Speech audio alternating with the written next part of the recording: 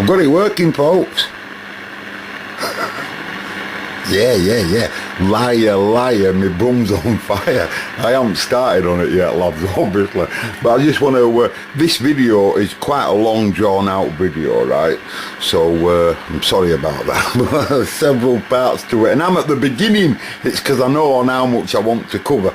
I really must start to tell you that I did lie, of course. This is polish, for those in America that don't know the name Pledge, but it's polish, right? And it's the last thing that needs, but I'm looking forward to polishing it one day, don't care what you say. I'll start this video, might be starting a new series. You know, and I put this here on purpose as well. Everything I do in my video, I do it on purpose, most of it. But this, I just want to tell you, don't you dare think for a second, folks, that I give in. I don't ever give in on any radio. To me, that would be absolutely against the law. Really would. To get fed up with it and put it aside and say, I can't do it and that's that. To me, you are giving in by doing that. But I don't mind putting it to one side for as long as I feel like putting it to one side until I'm in the mood, right? I don't consider it giving in. I consider it giving in for now. And there's a lot of reasons for that. You see, you need incentive drive to be able to fix radios really in depth. And the Concorde 2's never created a lot of incentive for me. I don't like them, as I've said loads of times. They're not my cup of tea. I'd spend a lot longer on a Cobra, I can assure you, and put much more time into a Cobra. And really, you know what I mean? But I know the goals I'm going to get from it. I'll get it going one day, folks. I can promise you that, because like I say, I never give in. That's why you see projects around. I don't mind it. Anyway, I must say hello to Jules. A few of you lads have sent the manual, and I don't know whether it's been me that's been getting confused, but I keep getting a 1930s radio. And that's not my pile here. This is a 1956 or 55. 1955 when this was made. And Sean that wrote in, thank you, Sean that wrote in and says, "Bye, if it's a filthy now, I'd have liked to have seen it before." Well, I should have made a video of it, Sean, because you should have seen it before. You wouldn't believe that something like that would ever stand a chance at coming back to life. Now then, I might start a new series, because I've got loads of radios like that from my Uncle Paul. If you haven't seen some of them in my videos, but I've got lots. And I've got lots of radios that's just chassis like that. Quite a few. Some of them with valves missing, some of them part way through repair, some of them completely repaired. But they're just the chassis, right? And nearly all of Paul's stuff, right, nearly every single thing of Paul's stuff, you can see right little pencil marks where he'll have a pencil mark pointing to a valve, and then he'll write on what valve it is in many cases, in pencil. Not pen or out like that, or scratch it in, always in pencil. And you see that on loads of radios that Paul's messed with. And I've also noticed, folks, that many of the chassis has been cleaned up with wire wool. I'm telling you, I've seen it, loads of them, right minutely. Must use right fine, because you can just tell that he's done it, but you can tell. Now I swear to you, Sean, if you're watching, our Paul wouldn't think anything about taking that on. So why should I? And I swear that's true. I know now from previous experience looking at my Uncle Paul's stuff that my Uncle Paul wouldn't have been slightly frightened about taking that on, and would have made it into a lump. He'd have taken that top of that transformer off there and all of that, and he'd have taken it off and he'd have cleaned it all up and sprayed it black, as well as the transformer, and then he'd have put it all back. And I'm telling you, he would go to that trouble, my Uncle Paul. I've got downstairs, you see these brand new big switches? You know these big switches here with massive wafers that go all the way down? I've got brand new ones, folks, in boxes downstairs, all in grease-proof paper. I swear to you, all from Uncle Paul. Loads of them, all different types. from all the, brand new capacitors that's the exact types for these radios. Brand new resistors from 1950s and 60s, brand new, loads of brand new old stock. So, and I'm looking at it all, and bit by bit. You see, I'm an 11 metre man. I grew up on 11 metres, as you all know on my videos. My path into electronics were nearly reel-to-reel tape recorders at first. Reel-to-reel tape recorders, televisions and old radios like this. But I didn't do a lot with them electrically, because I didn't have a lot of test equipment at all. But if there was simple type stuff, I'd have a go, But that's how I actually came into it. So now at my age, and knowing that valves and tube radios are becoming more popular again, they're very quiet, when it comes to noise, folks. You don't get no switching with valves. You know what I mean? Switching transit noise. But there's loads of reasons anyway. It's nostalgic as well. But like I say, I want to babble on in this because I'd like, for the first time in my life, this radio really is in a bad way. I can assure you it is. The more I look, the more I want to look at, if you know what I mean. But I say to myself, and I look at it, now, Jules, my new friend there, or he says he's been watching my videos a while, I can't recall your call sign, Jules, and them CBers that you mentioned in your letter that you sent to me, I think I know them. I think I know them. I think I remember those. I used to be called Vanguard in AM days and early CB. So if you're from round here, Jules, you might know me. But I swear to you, Jules, what you've sent there is the perfect thing for this radio. Tells us all about it. And I look at the stuff that I've got, and I've been thinking for a while, are you going to let this stuff go? The chassis that's half completed, or are you going to tackle some of them yourself, Mark? What are you going to do? And I see that there in its shed, and I see how bad it is, like my mate Sean says, because you should have seen it at first. And smoke gushing out of it and all of that. And I think to myself, surely I stand a good chance at seeing if we can really clean that up. And like Simon, one of my newish viewers really that's watching, and he likes my videos, Simon says, oh, you'll have it spick and spam, something like that, when you're going to go, well, I don't know about that, Simon. But we should try, shouldn't we? Now, the cord were a bit worrying to me, as I told you, but it's no problem because of Jules, who lives up to his name, sent me a manual here, lads, that's just an outstanding manual. Tells us all about, like I say, it was release date in this is a model 66, come out in September 55. It was £30 and 18 shillings and 1 pence. And then they did another model which were the RG100, which had a record deck added to it. That came out in 55 also, and were 41 quid, 14 shillings and 8 pence. Get your money out! Like I say, I had a 3-speed deck, but it was the same chassis inside apparently. Right, now this manual, we've all got, a lot of people watching my videos has got Cobra 148 manuals, and you've got all of that. But these manuals, people, right, like my mate Lee over there, that's an electrically minded person. Lee watches my videos, and he's got a lot of knowledge on 148s, so Lee will understand what I mean. But when I say this, Lee, right, and I've talked to all of you in this, I say that, we've got a perfect candidate there in a very, very bad way. You've got to gain loads of experience from fixing that and getting that. You see, just look at this radio here from my Uncle Paul. It's a GEC. And if you notice its mains lead, I'm using that black plug there. Can you see how it's a grey cable? Well, that's not the cable that had come with this radio, folks, when it were brand new. That grey 2-core cable. I promise you it won't be. It'll have been like this. Or even a material wrapped around it, red and black and all of that, early stuff. Paul will have cleaned all that up, folks, I promise you. I don't know how bad it was. It might not have been as scruffy as that or as rusty as that, but he'd have cleaned it up. And I can tell you, he'd tackle out.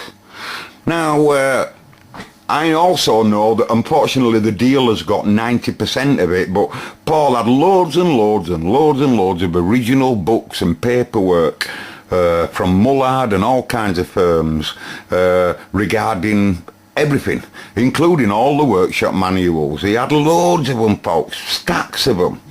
It's heartbreaking to know that the dealer's got them, but hey, I've no excuses, because you know, this particular manual that Jules sent to me is exciting just to read it, Jules. You know, when you look through it all and it tells you how it all works. It's like these are showing you diagrams of the inside of the valve, you know. So for example, you get a valve like that. For those that don't know, you've got a space in between there. You can see, we know it as a locator, right? But so just by looking at it like that, you can find out the valve that you're interested in, and then actually see the connections of the inside of the valve. You know, the heater here, you know, the heater here, the heaters, grids, cathodes, you know, and it's all there on different valves, and you can even see internal rough differences between the valves. You don't get that when you're looking at different transistors, do you, in a 148 manual? You know, seeing you the different, well, they're basically the same, it's just different gains, isn't it? But, you know, how intricate some of them are. Some of them are working as, and the whole manual is outstanding in the sense that it tells you what the valves, not only what they're doing, like check this out. There's our radio, look, that looks like our radio. And so, just this section, you know, you got capacitor 1 here, it tells you what job it's doing. You know, aerial, let me just pan back because I can't see it but in manual because of camera. But there, look, you've got aerial shunt, you know what I mean, FM aerial and all the rest of it. It tells you what value they are, then it tells you the location where they are. The whole board is in a grid, so it actually tells you where to look, where in the radio to look, you know, in that grid, you know. And when you see all capacitors willy-nilly all just thrown together like they are all over, excuse me again, but when you see them all, that's some light here, Beverly, when you see them all just scattered all over the place like that, of course in electrically diagram we've got them as they should be, but you also have the actual layout of it all. I don't know if I can just go back there. I mean, look at these. Many a time when I'm repairing a CB radio, I have to get the switch itself and actually study the switch like a band switch or something, and draw it out on paper to find out which one's at commons, etc. Well, there's all your connections of it, and there's all your wiring of it, all, you know, for that particular switch. And of course, all what it's doing. They're just amazing. I just think it's a great manual. And then you've got all layout, you know, where you can actually see that capacitor that's hiding down there behind that transformer, you know, and how wiring is, how they're willy-nilly connected, as well as the diagram. You know, so there's no excuses, people. We shouldn't only just be able to repair this radio, but I think we should be able to get something nice out of it. You know, I'm considering cabinets a bit marked up as well, but everything's there. So, and I have been getting a bit stalled of CB lately, in the sense of repairing radios that I've done before today. I mean, I'm not being funny, but I've done a lot of radios like that. You know, I really have, you know, and much worse than that. And done just same as what Uncle Paul's done, but not in these. Now, I'm not saying I'm going to start a new series, I'm not, but I'd like to just concentrate, to be honest, on nothing more for a change than just this one radio. How about that? Nice, innit? And I'm going to put all the rest to one side, folks. I'm not going to allow any cobblers to push in if I can help it. All the rest of everything else I'm going to try and put on back. We've got all this normal life to run, you know, but I think every time I come in workshop, I'm going to try and do something with this old pile. The old Decca 66, eh? I'll see if we can get some out of it. What does it sound like? You know what I mean? How sensitive it is. Is it as sensitive as Frida? Wait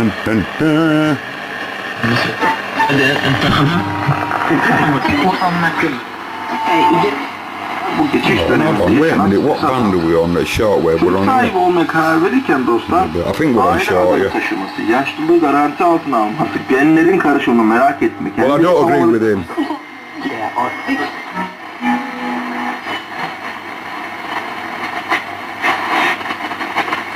As sensitive as him.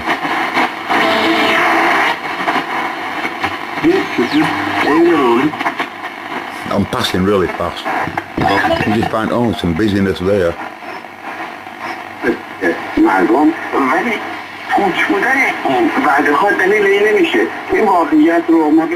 And I don't agree with him. It's a question of discipline, and because if you have unruly behaviour in the classroom, disruptive behaviour as they call it, then that stops the... It does, yeah. Because in the fact that you get these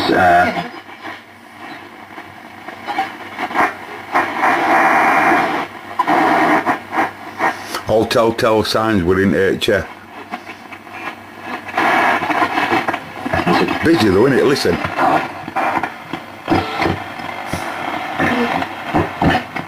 Lord there.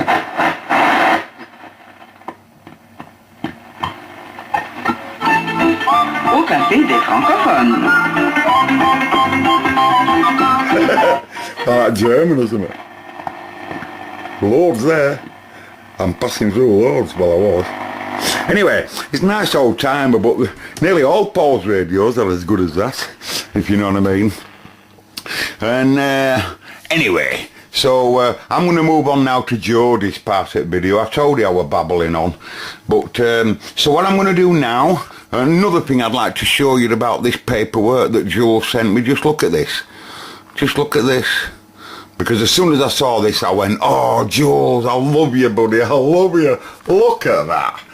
That, you know, it tells you even what cord to use.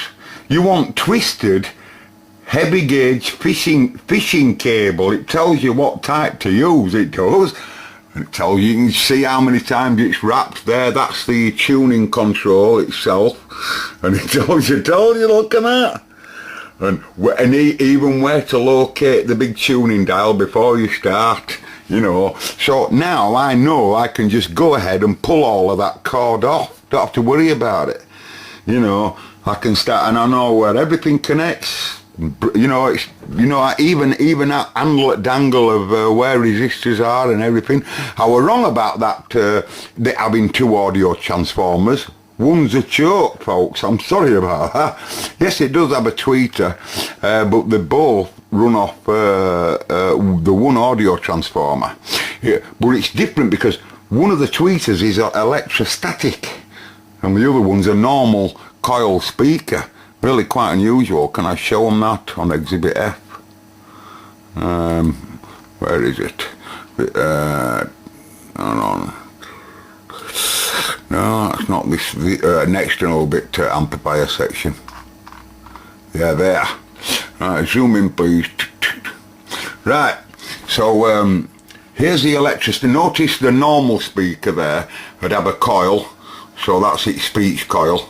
You know, with just two connections. But the electrostatic, look, you know, it doesn't have a coil at all. And that's the tweeter. And this is the audio transformer. And it's just the one. And it's all, everything's been driven by the EL84. You know, and that's how it all connects. And power supply straight underneath. What John were on about there, them capacitors there, which are in filtering section. This is, what's that choke? It's just a choke, that, the transformer choke probably. And then them two caps there. I think this is the cap that I replaced. And if you want to look at value, it's there. And another thing, you know, just look, check this out, people. I keep losing my mouse because it goes to other monitor over left on part at workshop. Just look at that. HT smoothing even tells you that then two capacitors, 72 and 73, are for HT smoothing. Tells you what job they're doing. You wouldn't get that in a Cobra manual. Telling you that them group them group of just them parts there, you know what I mean? These part here are tone correctors. These, just them two capacitors are tone correctors for when it's using a different cartridge. When it has a flip over cartridge on record deck, it alters tone. There's a reason for it, and it tells you part at base control, blah blah blah, AF coupling, DC reservoir. You know that you can understand why my Uncle Paul were as clever as what he were, because the manuals were a lot better wrote. Don't you agree with me there? You know, that's really inspiring, is that, to me? Now look at that manual and it blows you away, you know, how well it's wrote and where them parts live. You know what I mean? It's not just what they're doing, where they are, what values they are, but where they live in the radio. Yeah, save you going bald. I'm nearly blinking bald now anyway. I should have had them manuals at the beginning. Anyway, so I'll get to Jodie's part of the video now. Jodie's really upset with her new venture as Jodie, because it's not good, is it? I've just read your message, Jodie, about your front falling in bits. Well, buy another project, Jodie, the same one, and make a good one out at 2. That's what my advice to you is. If it's that bad, Jodie, and it peeves you off that bad, you'll learn some on that by messing with that, Jodie. Just buy another donor. There's plenty of 5s about. The difference between the A's, the double A's and the AB's, I'll bet you it's hardly out. It'll be hardly out, Jodie. It'll be a couple of caps or something, or a few resistors in a different place, but basically it'll be virtually identical, I'll bet. Anyway, I'm going to move on to your part, Jodie, that I made other night before I received any of your mail there. So I'll catch you later, folks. Goodbye. Hi, folks. This is just a quick video, really. It's for Jodie, really, more than out, regarding the Cobra. Don't know why I'm pointing at her, at an Akka amplifier. It's because I've just come back. I'm just about to put this back. This is what I stole the EZ80 out of there. And that's its 2 ECC86s, 2 ECL86s, sorry. And they're in a push-pull arrangement there. This is just a mono amplifier, hence the one input lead. Now then, Jodie, your Cobra is not doing anything wrong. If the voltage is at 6 volts, it can be anywhere between 6 and 8 volts. And what adjusts that, Jodie, what adjusts that is your carrier power. I think it's VR5. If you just look up which one it is for the Mark 1 Cobra, that's the on the back row there as you're looking at the radio. On the back row, it's the one nearest to the regulator on the back row on the right hand side there. That moves your AM and FM carrier level. Well, you'll find that actually adjusts that voltage from what the regulator's producing, you know. If it's at about 6 volts, it's just that your carrier power's turned a little bit down, that's all. It can run anywhere between 6 and 8 volts, and it'll be perfectly fine when it comes to AM. But that's not causing your feedback. Your SWR meter not working is interesting. You need to, it shouldn't cause that problem, of course. It shouldn't cause that at all. It's a different circuit altogether, is the SWR. But it'd be interesting for you to check out that the wiring of the SWR 3-position switch, Jodie, is everywhere it should be. You might have to do that. Yeah, and I'm pretty positive, Jodie, that the manual for the AB when it comes to wiring will be the same as the AA. Okay, yeah. This one at first Reeboks as I ever bought this model, the A77. And I'm just going to play into that in a moment. For those that don't know, I'm running in mono mode. And I'm on input, and basically what that means is that's playback normally, or that's playback. 2 standards on a Reebok. You've got NAB, which is American standard for their studio, and IEC, which is the English standard. It's just a bias equalisation, 2 different standards. They were known as a semi-professional machine for the semi-domestic professional market, this machine. So I'm running it in input. Now, running it in input allows me to bring both channels in using these controls here. And for those that understand what I'm on about, basically I can grab the two channels, mix them together into one mono channel and send them out, and that's exactly what I've done. So we don't miss any left and right audio, even though we're in a mono amp. Now then, Jody, just get back to you. Your feedback is interesting. And I know you said there you run it without an aerial and it disappeared. What I want you to do is make sure, Jody, that you have a metal screw and the isolator, the same as your AR144, the same as your 146, Jody. If you look at how the 146 regulator, which is the same regulator, is mounted on that porcelain type pot backplate that's thicker, and using the metal screw and the little isolating collar that you see there. And the reason why they use a metal screw on the 148 regulator there, or the Stalker, or the Grand, or the AR144, is because they get much hotter than the other 8 volt regulator that lives further up, the 473. They get much hotter, you see, than passive regulators, so they have to clamp them tight, make sure that bolt, Jody, is nice and tight. I'm glad that you've used thermal compound as well, that's the perfect way, and nice and tight as you can get it, Jody, without cracking that porcelain little ring, you know. And but your feedback is interesting. I can't say as my brain cell understands that or even seen that in AM. It'd be interesting to see what that radio does on a 50 ohm dummy load, Jody. Who's this group for 10 points?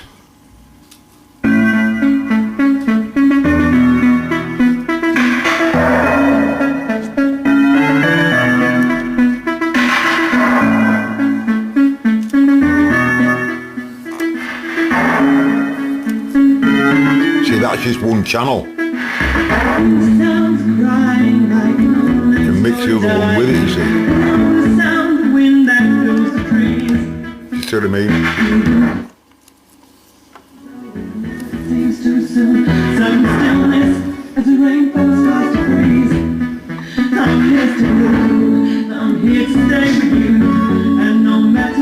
Who is it then?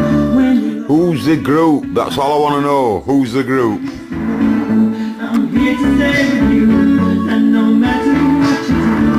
You're lonely, I'll be lonely too. 10 points. Brilliant, these albums, by the way. This group only made 2 albums, and they come from not far where you are, Jody. And anybody, most of the lads like Sean, Fred, you all should know this group because they were very, very close to you. And he was a pioneer. He was a pioneer in digital music. There's only 2 of them.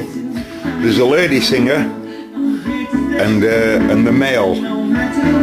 And the male will know all about them, I'll tell you. That's an M audio sound card, basically. Just an external sound card. That's all it is. And you'll know a lot about that other fella there. And basically all that is, it runs on firewire, and it's just a really, really good sound card. Runs at 96k. Allows your computer, you know, to sound shit hot. Comes with all kinds of stuff. It's like a studio in itself, and it was designed for songwriters and all of that. You know, plugging up to your computer, and you can just, you know, just using this one piece of kit, you can turn your computer into a recording studio, you know. And like I say, running at 24 or 96k, really excellent that. And the sound quality on it, folks, is amazing. Anyway, who's the group then? and I'm here to stay with you. And you know, that sounds excellent. If anyone out there has got one of those, that's an Decca amplifier, as you can see here, Type 42, AL42. And what this were designed for, this amplifier were designed to work with a mono record deck.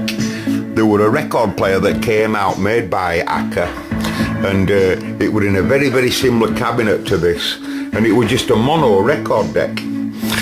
But they fitted a stereo cartridge to it and extra outputs at the back. But in the record deck they only put the one amplifier, and then what they did, they allowed this to be an optional extra. And if you wanted to turn your record deck into a stereo record deck, you'd buy this, and this would just plug in with just the one lead going into record deck, and you'd have one, and you'd sit these two units at side. They were identical. The record deck was same height, you know, and just like that, and it had a speaker just like that up front, identical. The same amplifier and everything as this. And what you did then is you put that at the side of it, and you've got left and right stereo in proper stereo with valve amp. But anyway, if anyone knows, you do see these now and again on internet, but if you ever see one of these folks on your travels, let me know. I want to buy another one of them. I am really impressed with the audio that comes out of it. It's think these they're in push-pull at the moment, but I think they can only do 6 watts on their own, and they really are amazing. I'm not on about the volume, I'm on about the quality of audio that comes out of them. Really are really warm. It's a right lovely warm sound. You won't get ready on this camera light. It's a solid state preamp. The old preamp section there, if you can see, is all solid state. And power supply here, preamp stage up back there, a little bit of preamp anyway, and the part of preamp is all here at back. This is audio output transformer, mains transformers here, and this is your tube section. Who is it then, folks? I'll give you another. I'll give you another winding. Hang on a minute. Stand by. Our engineers are round the clock. Tell me why you walk away from. They were clever, you know, with it. They were, every little bit of it were all done digitally. Standing on your own, it's time I'll spend some time alone. Need a while to think it out. Not sure so about. Got bass and treble a little. Used to sit there crying. I can see you online. Now I'll put the past behind me. Now some place where you can find me. Tell me to remember when I told you that I'd never. Sounds better, doesn't it? Hey baby, don't walk away from life. A really good tone on it, folks, I tell you that. They had some good equipment, you know, in the 70s and stuff, you know. Things I say and tell me why you walk away from.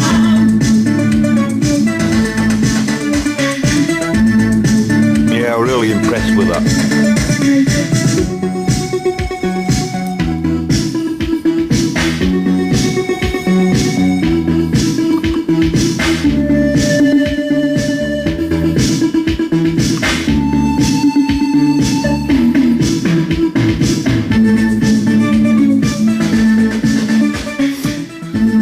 These were a classic machine, you know, in 1977. They reckon in 1977, when they were made, they swept the reel-to-reel industry off the feet. In fact, I'll tell you, there used to be a company in England called Photograph. They're the same people that make Neil, the same interviewing cassette recorders. If you were to be arrested, and you'd have to go into a police station to get your interview taken. The cassette deck in them days, well, not so long ago, it'd be digital today, but the cassette deck that used to take your interview was made by Neil. And but the company that made Neil used to make some of the finest reel-to-reels that we made in England, called Photograph. Photograph Series 7, Photograph Logic 7, Photograph Super 6, Photograph Series 2, 3, 4, 5, 6 and the Super 6. I know them well because I've had every single one of them. They were my first professional reel-to-reels. Now, this company came along, Reeboks, and you see, Photograph made one great big mistake. They wouldn't make reel-to-reels that take 10.5-inch reels, and the BBC broadcasting company used to use Photograph reel-to-reels because they were so reliable, excellent sound quality, but they'd only take 8.25-inch reels.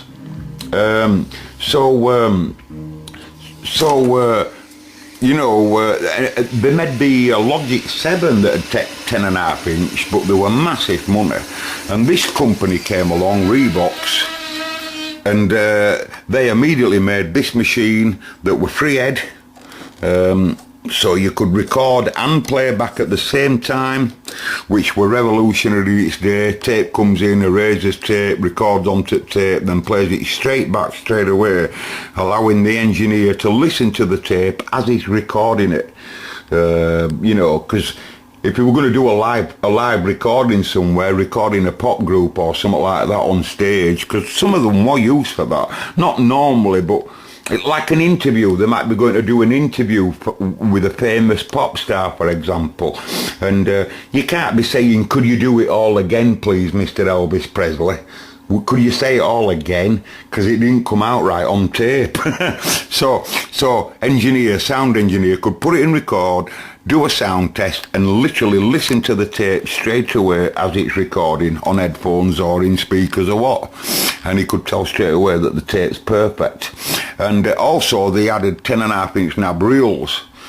Immediately what happened then is the BBC threw Photograph away and said to Photograph, who was always had the contract with them, they said, see you later, British company. If you can't make 10.5-inch nab reels anymore, and because we want long playability, we want high quality, but we want an ability to play long play. Some of the interviews and stuff that they used were for hours, so they wanted long play. And if you can't provide that, we'll go to Reeboks. And Reeboks, Studio Reeboks, got the contract. And this very machine was the machine that won that contract, the A77.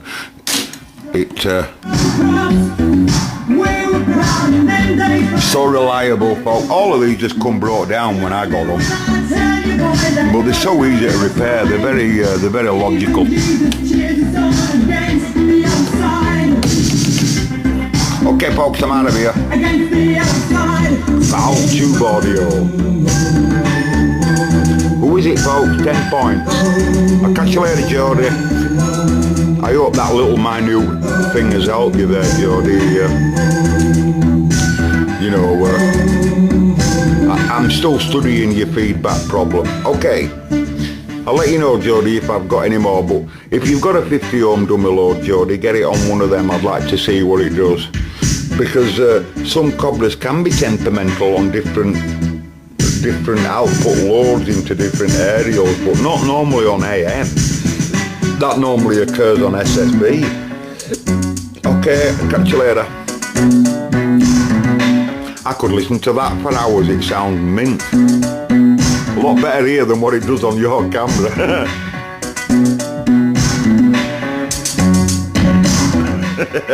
Give it some stick then.